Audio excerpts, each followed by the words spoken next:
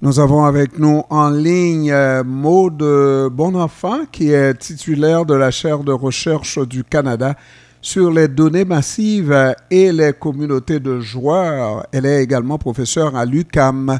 Bon après-midi, Madame Bonenfant. Bonjour. Ça va bien?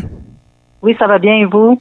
Oui, ça va bien, même quand ça va mal pour moi, parce que là, on va parler d'un sujet extrêmement grave, mais il ne faut pas trop s'en faire, parce que sinon, hein, on va perdre le nord.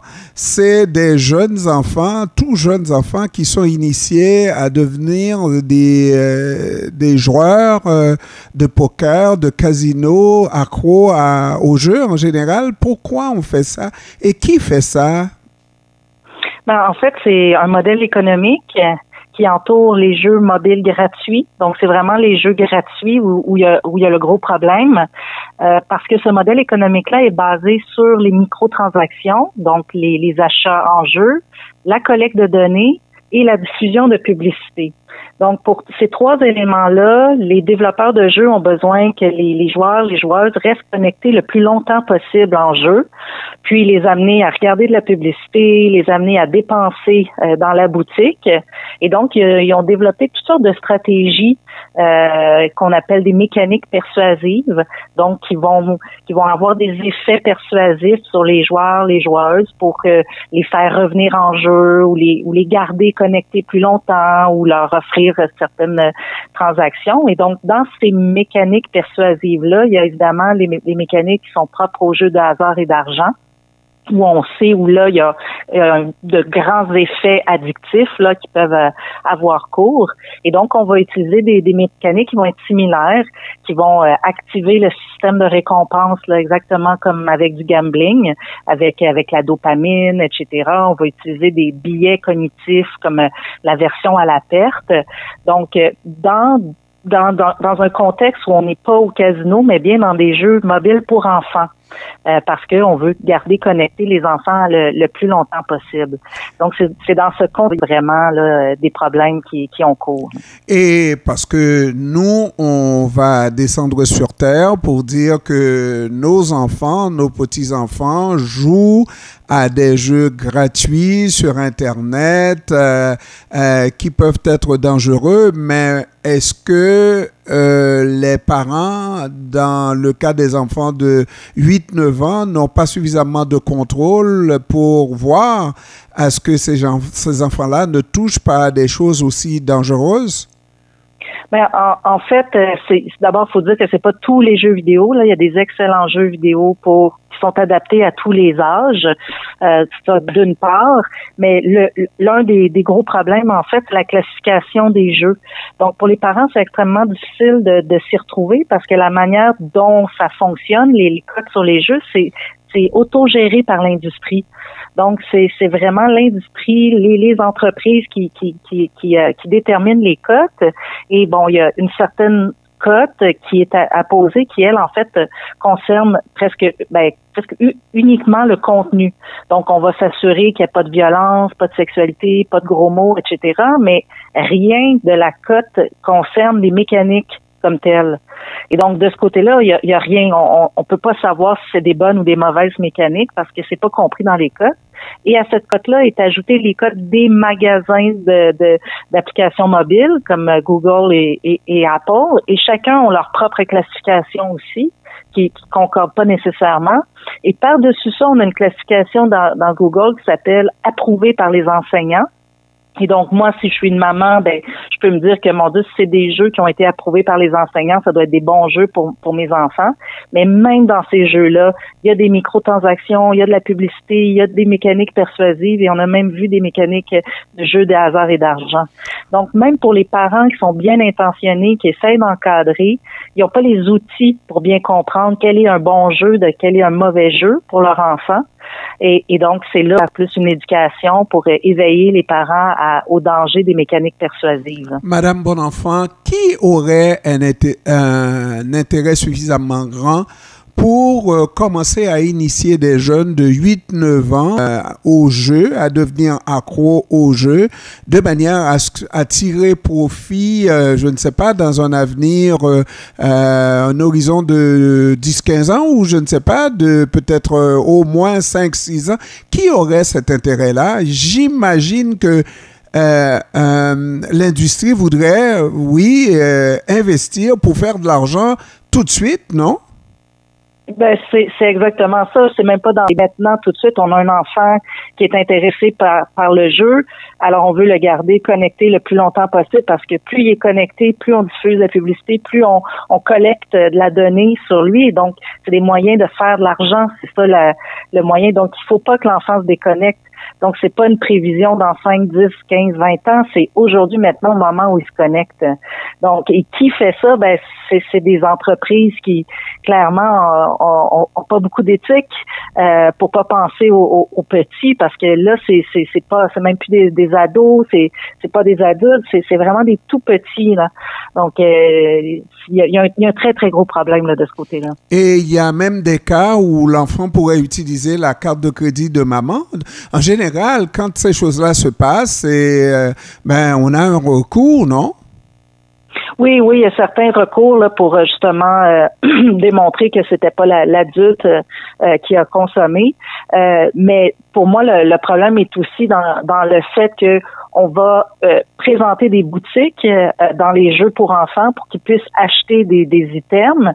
Et donc, évidemment, c'est des items qui sont toujours intéressants, puis c'est toujours les items qui leur manquent au sein du jeu.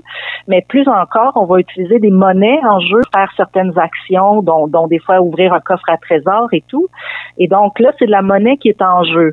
Mais cette monnaie-là, on peut l'acheter aussi à la boutique. Donc, pour du vrai argent, on achète de la monnaie en jeu qui va servir à des mécaniques similaires au gambling dans le jeu.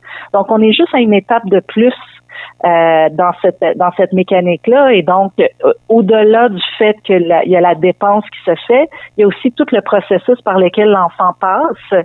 Et là aussi, on est en train de dresser, là, j'utilise vraiment le mot de cerveau du jeune enfant à non seulement réclamer cette dopamine-là en lien avec les mécaniques de hasard et d'argent, mais en plus, on banalise la chose jusqu'à la normaliser et l'enfant n'a même plus les outils pour comprendre que c'est pas des bonnes mécaniques pour lui parce qu'on le protège partout dans toute sa vie, mais là on le laisse jouer à ce jeu-là.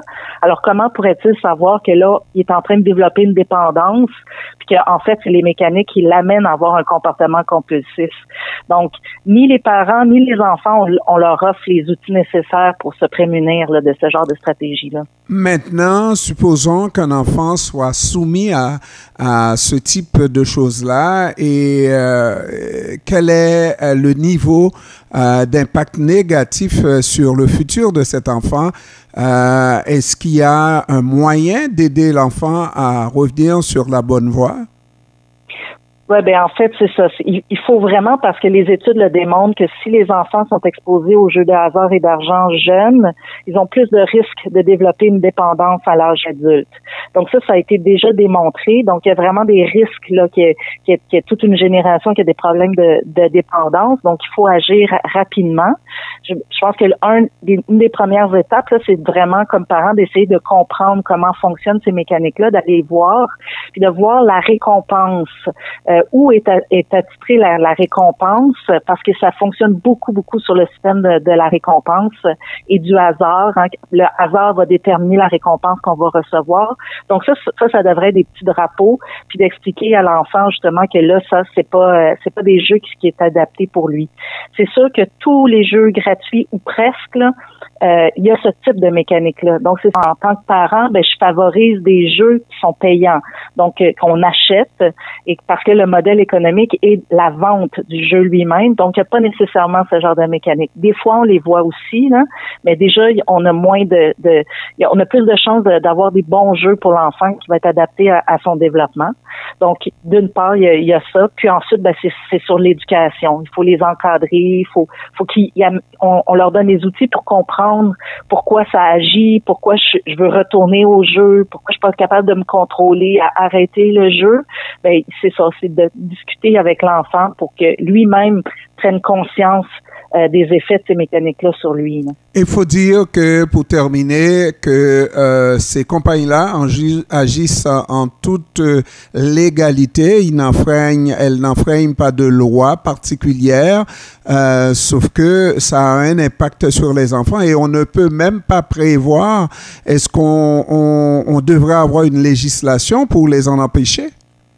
Oh oui, moi je crois qu'on devrait avoir une législation, on devrait davantage réguler les mécaniques persuasives parce qu'on connaît désormais les effets là, de vraiment sur le comportement que ça peut avoir, mais aussi éventuellement sur la santé mentale, etc. Là. Donc je pense qu'on devrait vraiment encadrer, légiférer autour des mécaniques de jeu. On s'est beaucoup occupé du contenu, mais je pense encore mécanique. Puis il y a certaines lois qu'il va falloir mieux faire appliquer, dont la publicité aux enfants. Élargir la définition des jeux de hasard et d'argent qui est trop restrictive par rapport à toutes ces mécaniques-là qui passent pour l'instant à côté alors qu'on est en plein dans du gambling. Et puis pour la collecte de données, il faut s'assurer que les jeux respectent le consentement, c'est-à-dire que présentement, il y a toutes sortes de stratégies pour contourner certaines lois en termes de collecte de données. Par exemple, on va présenter les jeux pour les tout petits, des 2, 3, 4, 10 ans. Et en fait, dans les consentements, il est écrit que le jeu est pour les 14 ans et plus. Donc, parce que la loi diffère chez les mineurs de 13 ans et moins et de 14 ans et plus. Donc, là aussi, on est trompé comme parents parce qu'on est sûr que les conditions d'utilisation respectent les droits de l'enfant comme c'est clairement un jeu pour enfants. Mais en fait, dans les conditions, non, on contourne ça en disant non, on collecte la donnée comme si c'était un adulte. Donc là aussi, il y a des problèmes d'application de la loi, de contournement. Là, encore une fois, ils vont dire, c'est écrit dans les conditions d'utilisation, mais selon moi, c'est tromper les gens. Là. Évidemment, ces compagnies-là font ça en toute connaissance de cause. On peut dire que c'est pas des enfants de cœur, n'est-ce pas? Oui, voilà. Finissons sur une bonne note. Vous avez bien raison. Maude Bonenfant, titulaire de la chaire de recherche du Canada sur les données massives et les communautés de joueurs, professeur à l'UQAM. Je vous remercie, Madame Bonenfant, qui porte bien son nom, n'est-ce pas, d'avoir pris du temps de nous parler cet après-midi. Ça m'a fait plaisir. Merci à vous. Au revoir. Au revoir.